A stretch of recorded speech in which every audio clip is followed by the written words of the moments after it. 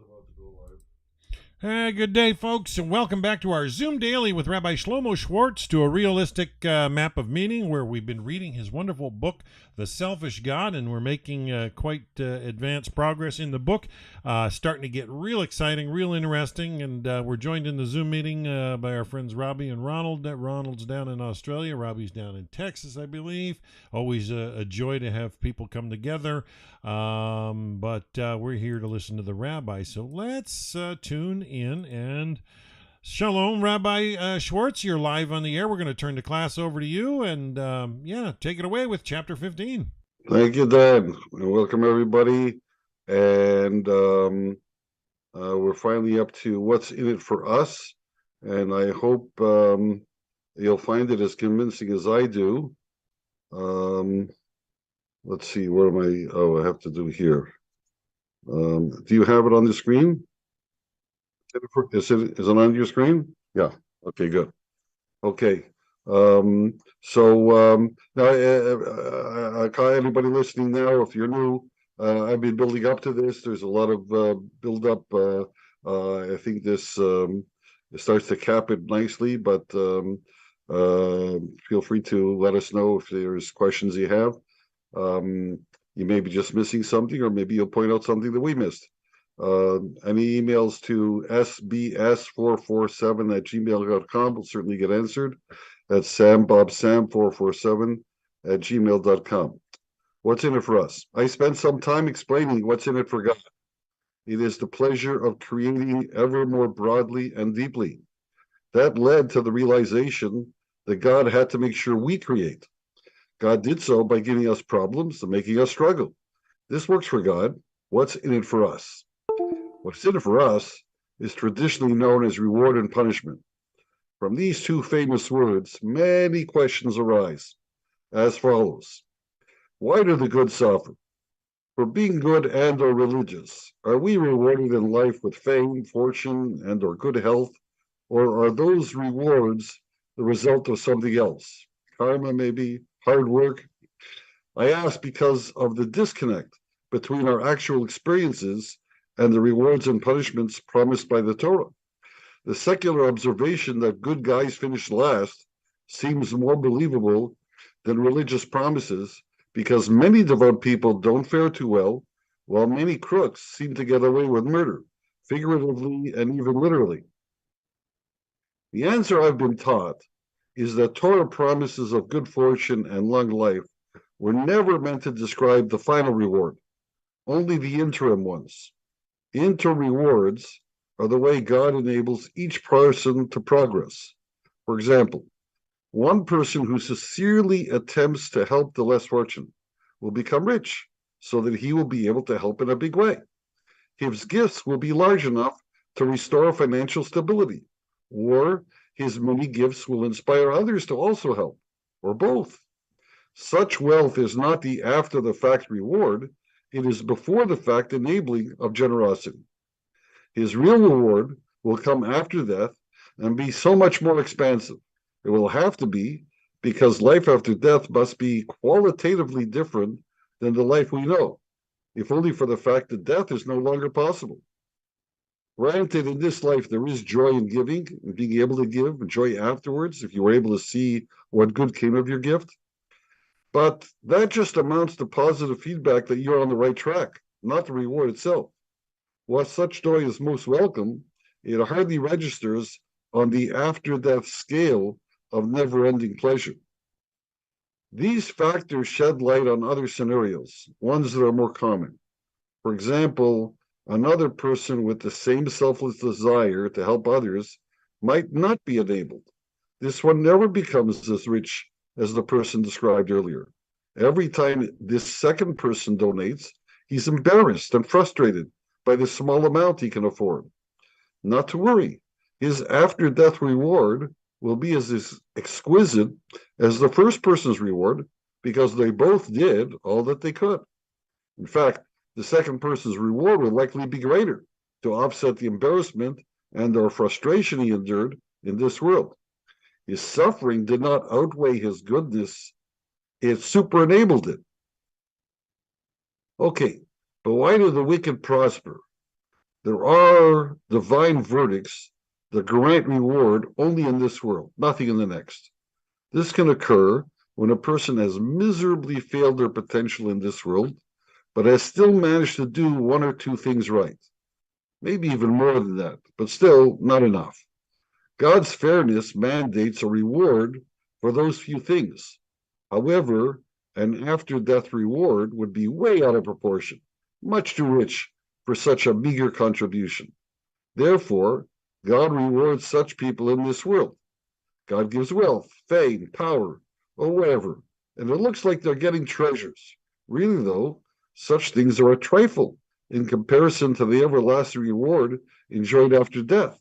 These people get no eternity. Now, some may complain that God, in being fair, is also being miserly, even though an eternal after death reward would be too rich a reward for such people. Why not give it anyway? God must have plenty to go around. I explained earlier why this couldn't work, but for now, try the following. My answer to such social activists is that fairness requires looking at both sides of the scale. Too rich a reward wouldn't be fair to all the people that actually earned the after death reward. Seeing the wicked enjoying the same benefits as the righteous would devalue all the sacrifices they made in this world. Their sacrifices weren't necessary. Rather than allow such regrets to arise, God parcels out the fair compensation of this world rewards for the few good deeds done in this world. What earns the reward? Is it being a good person that gets a reward? Or do we get it for following instructions, for performing Torah mitzvahs? The reason I ask is that some people seem very nice, but aren't very religious, while some religious people aren't very nice. I include this question because it is asked so often. However, I believe I've already answered it. In order to create unique individuals, God packages different skills and talents into each human. Some have a natural tendency to be nice, some not so nice, and some the very opposite. Thus, being nice is not always an accomplishment. It may be just an upbringing, an inheritance. By contrast, not being nice is sometimes a better choice when, for example, it is chosen to oppose evil. Mitzvah instructions guide people to properly develop and deploy their skills and talents to interact with the world, to create relationships. They will be rewarded for how well they chose, not necessarily how well they did. What if you leave the world in better shape?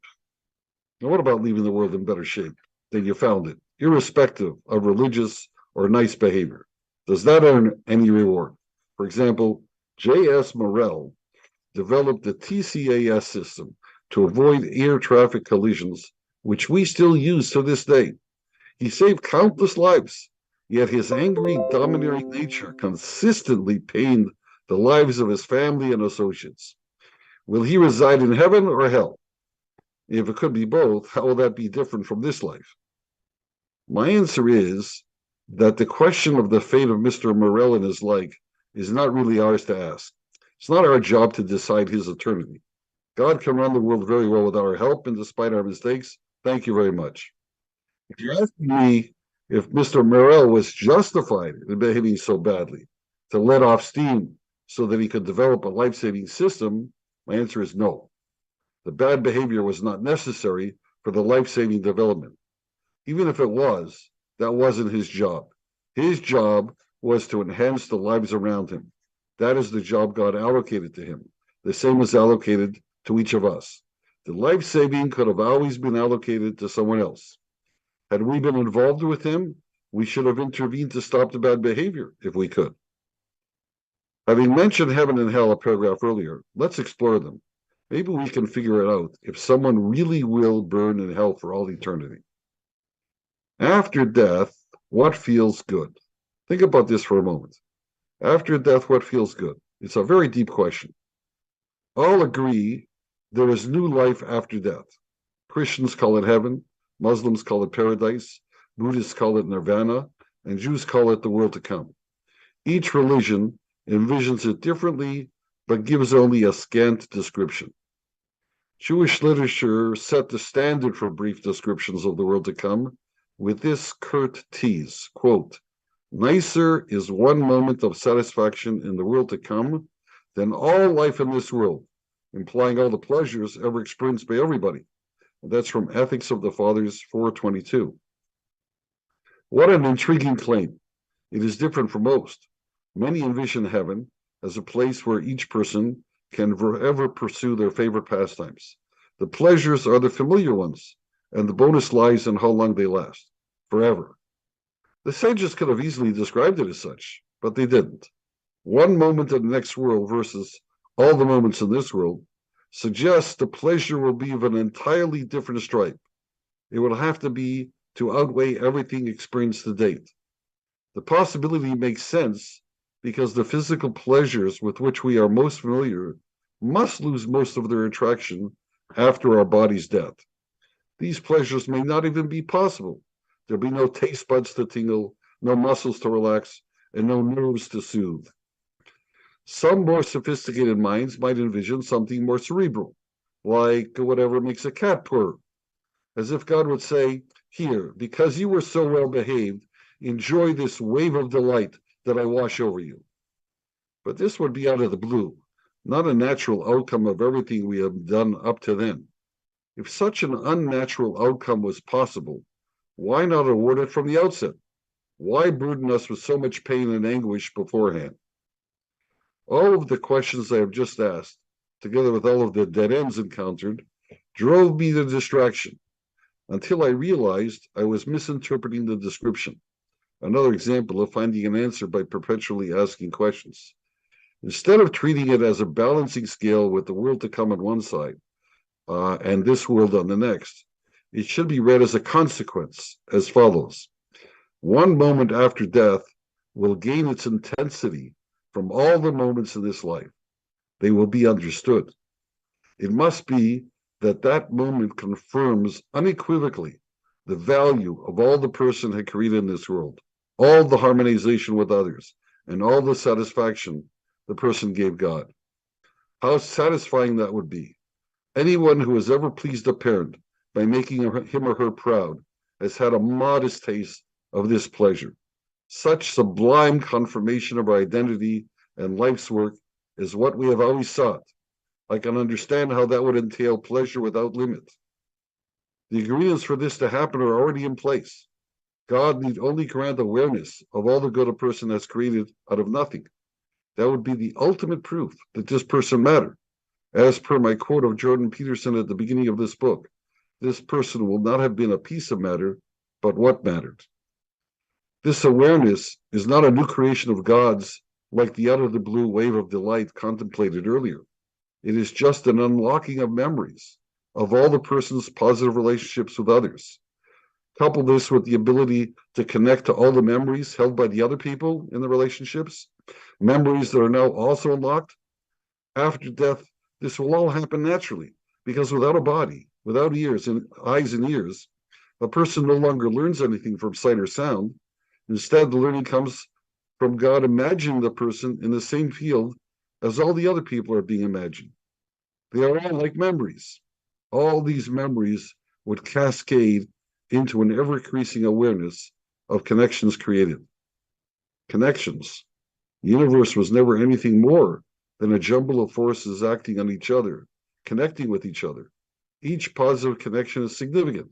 For each of us, a feeling of significance would grow as awareness increases, which would continue indefinitely. This is exactly the feeling of significance we have always sought. Such validation will be undeniably true, because it will be true for God as well. It validates God's creative powers as consequently as possible. That must be as soul satisfying as it gets. Our final reward is a growing awareness of the value we created. Ponder this until you're certain of it. Now we can understand how an eternal hell fits in. Once our awareness is unlocked, we will also remember the things we destroyed, probably more than a few, unfortunately. If one has too many such memories, that person won't want any future at all. Too many painful memories, and no good ones. No longer suspected but confirmed, the person amounted to nothing. Worse, The person now realizes they destroyed all the things that could have given them lasting value. Can there be any more devastating experience? Certainly not, especially since it would last forever. The merciful result will be the cut-off status mentioned in the Torah. The person will cease to be, erased from God's memory banks. That may be eternal hell, but don't imagine it eternally painful for the person because they no longer exist. All experience has stopped. You could call it painful for God when God has to erase memory banks, but that is a whole different contemplation. God's pain may have been the original idea behind Jesus suffering for our sins. Even the optimist, ever the optimist, I imagine there could also be non-eternal hell. If a person only has some, not all, painful memories, they won't stop the pleasure of the good ones. However, every now and then, their indiscretion will burst forth in a bout of shame. That's exactly how we are plagued in this life by memories of our embarrassing moments. I suggest these are the burning fires of hell, bouts of shame. How do we feel when ashamed? Really ashamed. Hot in the face. So hot, it's as if we were on fire. Doesn't last, and eventually we adjust. The same will be after death, and going through it will be hell. You can debate whether or not the above descriptions of heaven and hell offer an authentic insight into the world to come. My goal in describing them has been to possibly explain some of the key features of our current reality. The world to come is a different reality. It's a world not yet here. Nevertheless, I can imagine the world to come in further detail. Our thus expanded consciousness will segue into another life, a life to come, in which we will use the powers we developed in this life to create a new kind of life, consistent with God's everlasting focus on creativity. From where I stand now, I cannot begin to imagine the contours of that new life, but I am convinced that my creativity must be part of it, because life, by definition, cannot be static. It must embrace growth, if not of the body, then of the mind and soul. That too will be exquisite.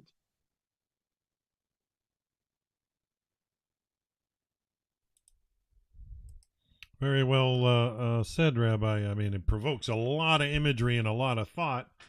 I wonder if Robbie or Ronald have any questions or concerns. I mean, yeah, it makes me think of, eternally. I mean, what's our usefulness? I mean, to Hashem. I mean, you got to look at it in that regard.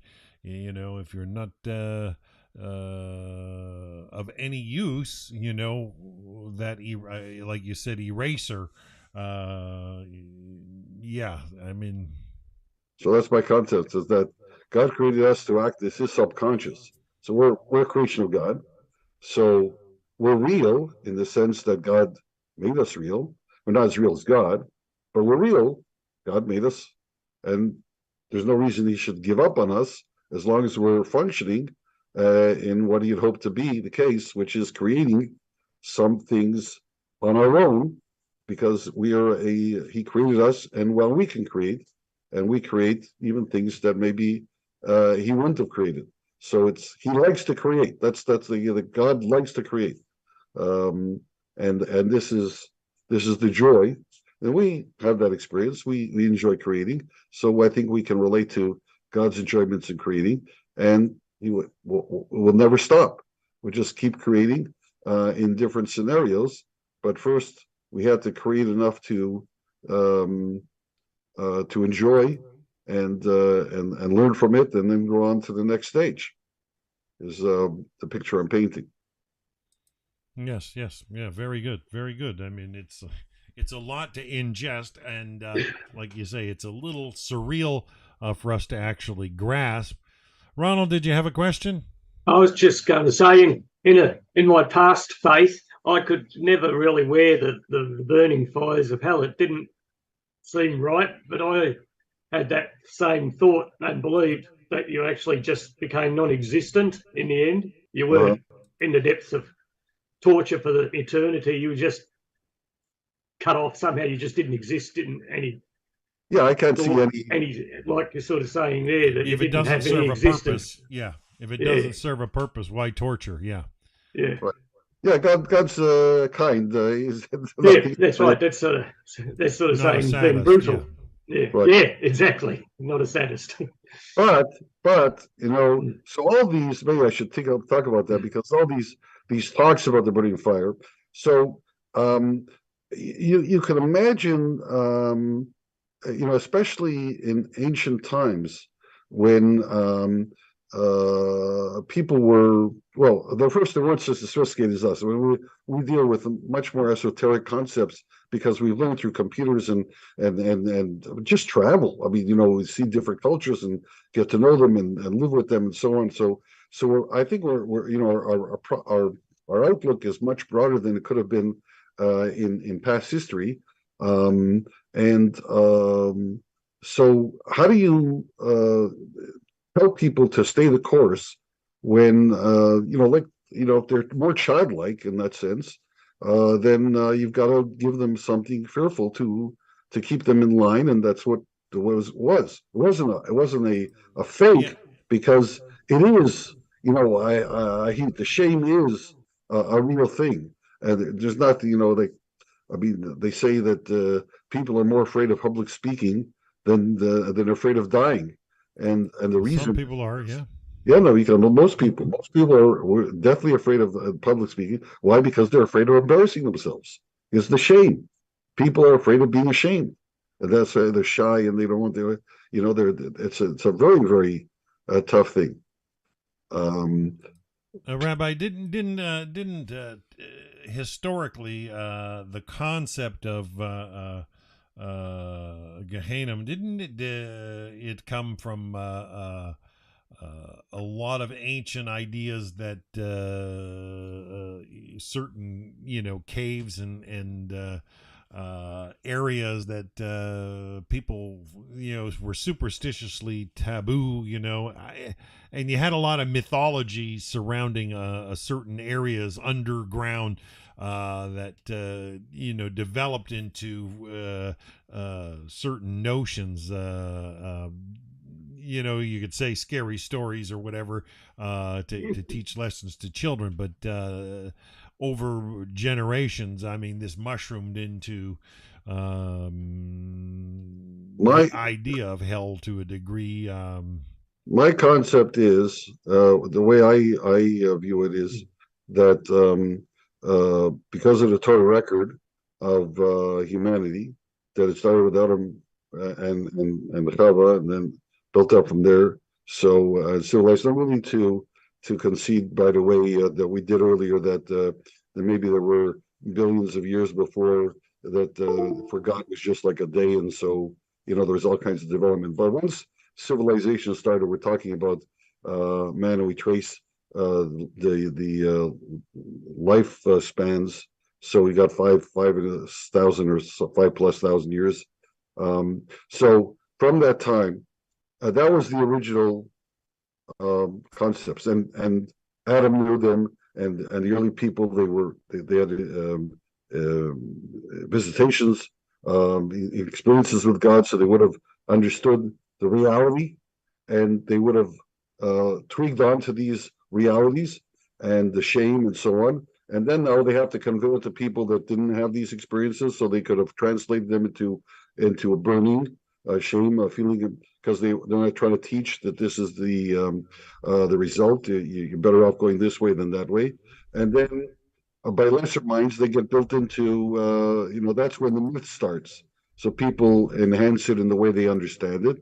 And as long as it's doing the job, that's fine. But the truth still lays there.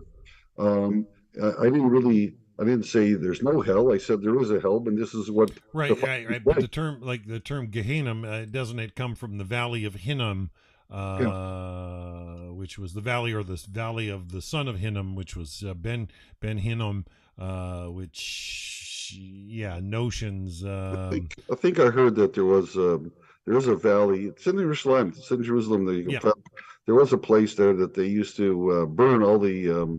There was a fire constantly going because they had to burn the invalid sacrificial meat and stuff like that. So there was always a fire going. So it'll be like, like there's a fire for you to look at to get an instance of it. That's my understanding. yeah, and I think it was intertwined with some false religion when the Hebrew people overtook the land in that area, and yeah, I don't know the whole story. I mean, but I'm not. I wouldn't profess to be entirely erudite in that story, but there is a Gil Hinnom means the Valley of Hinnom. So the Gehinnom is a collapse conflation of the two words Gehinnom, the Valley of Hinnom, and that refers to a particular place. I understand there was a constant fire going, so they pointed to that, but that got magnified and a lot of imagination runs away with people. typically, We're trying to hang on to the right threads. yeah, it's not. There's nothing wrong with that because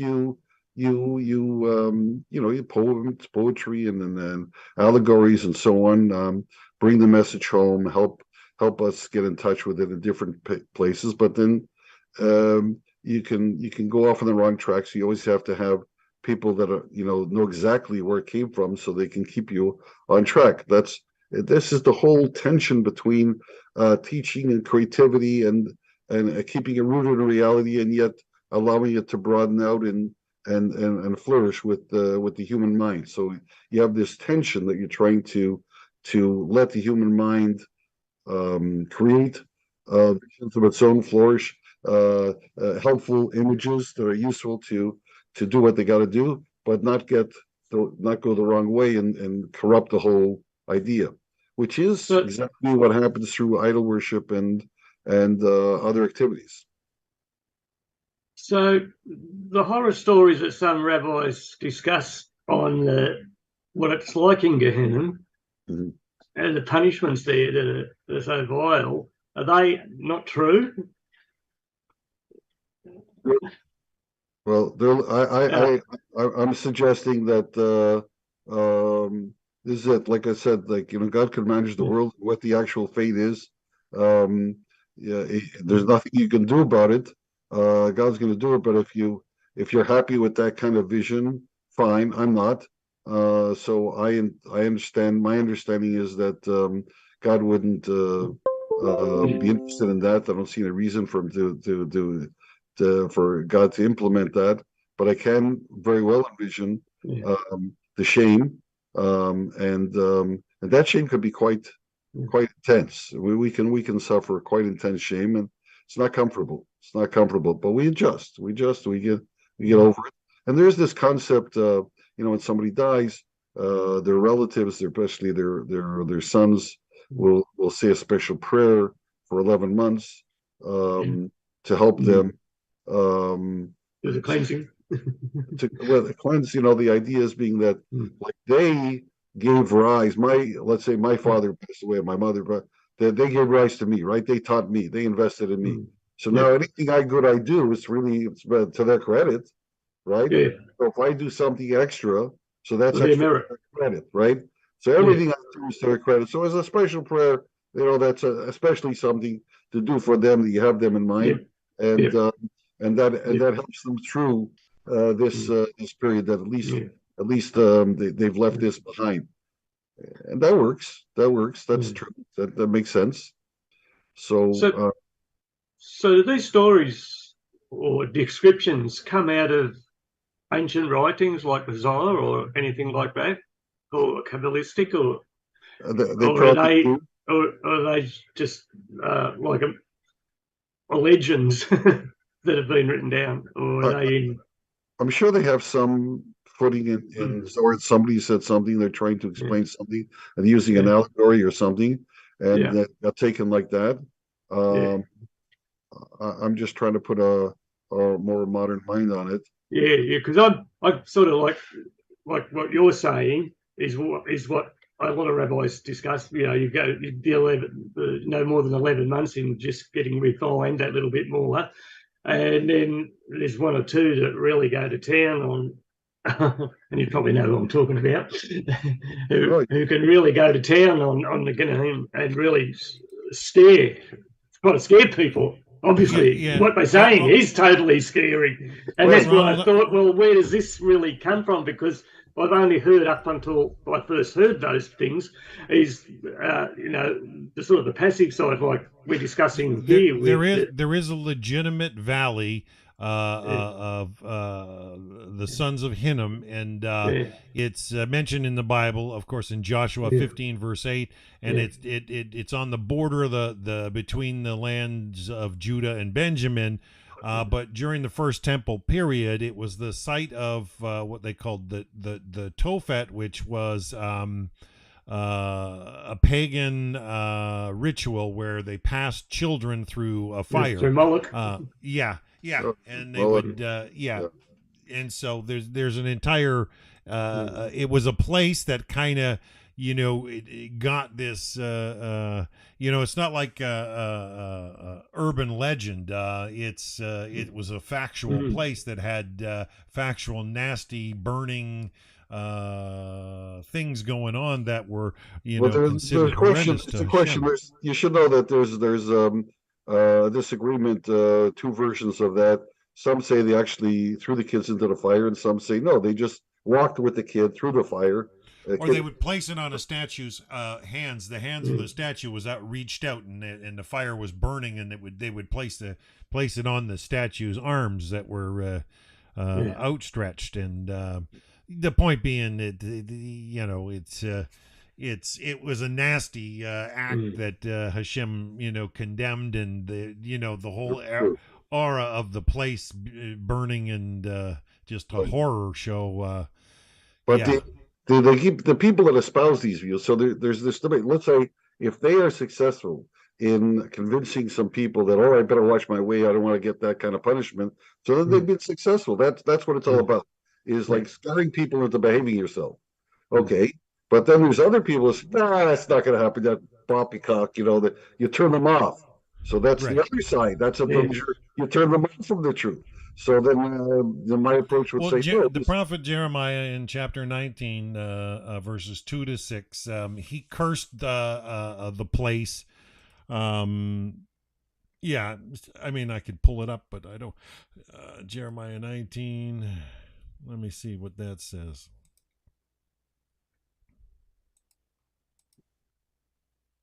Jeremiah 19 verses 2. Okay, in Jeremiah chapter 19 verse 2 to 6, it says, and you shall go out to the Ben Hinnom Valley, which is at the entrance of the Harseth gate, and you shall call there the words that I will speak to you.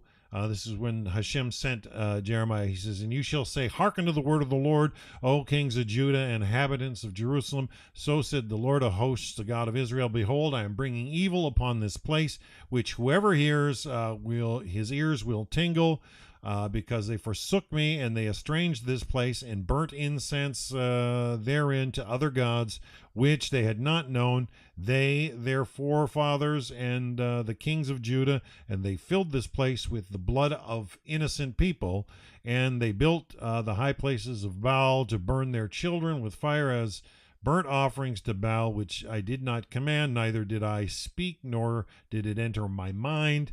Therefore, behold, the days are coming, says the Lord, when this place will no longer be called Topheth or Ben Hinnom Valley, but the Valley of Slaughter. Okay. Where is that, Jeremiah? Where? Chapter 19, verses 2 to 6, I just read. Okay. I don't know that up by heart, but I'll look at the commentary, see what they say about that. Interesting. Well, I think that's our time for today, but for those listening, I've got a class to do Wednesday night with Chashi Skobak, Rabbi Michael Skobak's wife. We do a meditation class at the time that this class usually is, and Rabbi Schwartz here has a broadcast or a wedding or something to attend tomorrow. So no, I have a wedding on Wednesday, so it's no Wednesday, and I have a wedding tomorrow night, also not tomorrow night. So the next time we meet will be Tuesday night. And we will be on Thursday this week. And then again on Thursday. So just Tuesday and Thursday this week. All right, so that That's means it. no Zoom daily tomorrow, folks, with Rabbi Schwartz. I'm enjoying the book and the discussion. Ronald or Robbie, if you guys ever want to continue the discussion, feel free to message me afterwards. We can always have a chit chat. But I'm going to go spend some time with my spouse tonight. Yeah. I know it's early morning for you there in Australia. It's lunchtime. In a couple of weeks, it'll be another hour earlier when we go off daylight saving. Oh, there you go. Okay. So it'll be it's gone from 1 to 12 to it'll be 11 a.m. But it's still all right. It's good time.